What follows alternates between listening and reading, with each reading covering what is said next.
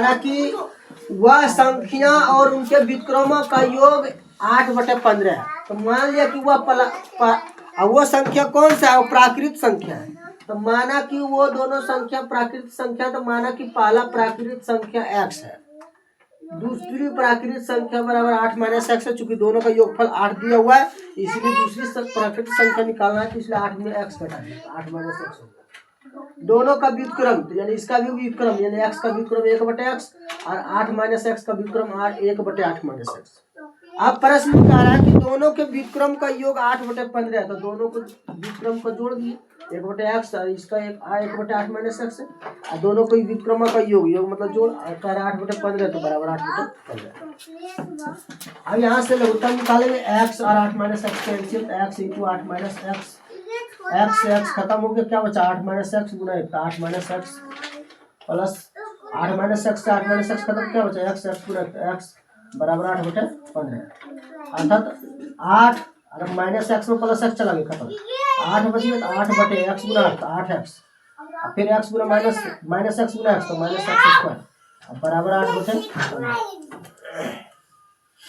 अर्थात 8x गुना 8 तो 64x, -x² गुना 8 तो -8x² बराबर 15 गुना 8 तो 15 8 20 120।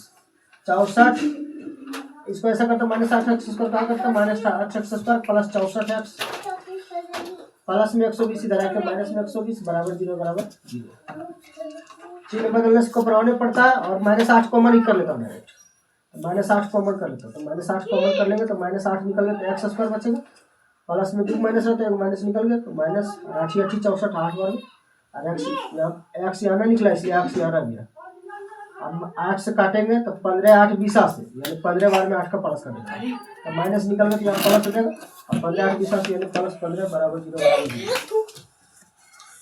अर्थात x² -8 प्लस 15 बराबर 0, इधर -8 गुना इधर घटा -8, अर्थात x² -8x प्लस 15 बराबर 8 से भागा 0 तो 0।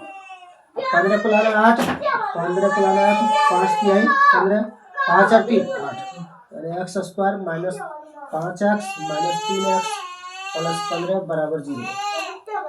अर्थात x कॉमन करेंगे तो x के पावर दूंगा, x निकल गया x माइनस x निकल गया 5 -3 कॉमन करेंगे तो -3 निकल गया, तो x प्लस में 2 माइनस रहता है, माइनस निकल गया, या माइनस 3 का पावर 15 5 बने, इसलिए -5 बराबर 0। x - 5 कॉमन करेंगे तो x - 5 कॉमन हो जाएगा, x - 5 निकलेगा, तो यहाँ बचेगा x - 5 निकलेगा तो -3 बराबर 0 बराबर 0। अर्थात x - 5 बराबर 0, x - 5 बराबर 0 और x - 3 बराबर 0। अर्थात x माइनस में 5 इधर आके प्लस में 5, x माइनस में 3 इधर आके प्लस में 3, अर्थात 5 या 3 इसका क्या होगा 5 या 3। लेकिन हमारा क्वेश्चन में जैसे कह रहा कि दोनों प्राकृतिक संख्या, तो इसलिए 5 और 3 दोनों ही आंसर होगा। 5 या 3 जैसे दोनों प्राकृतिक संख्या होगा, अर्थात एक 5 होगा, दूसरी 3 होगा।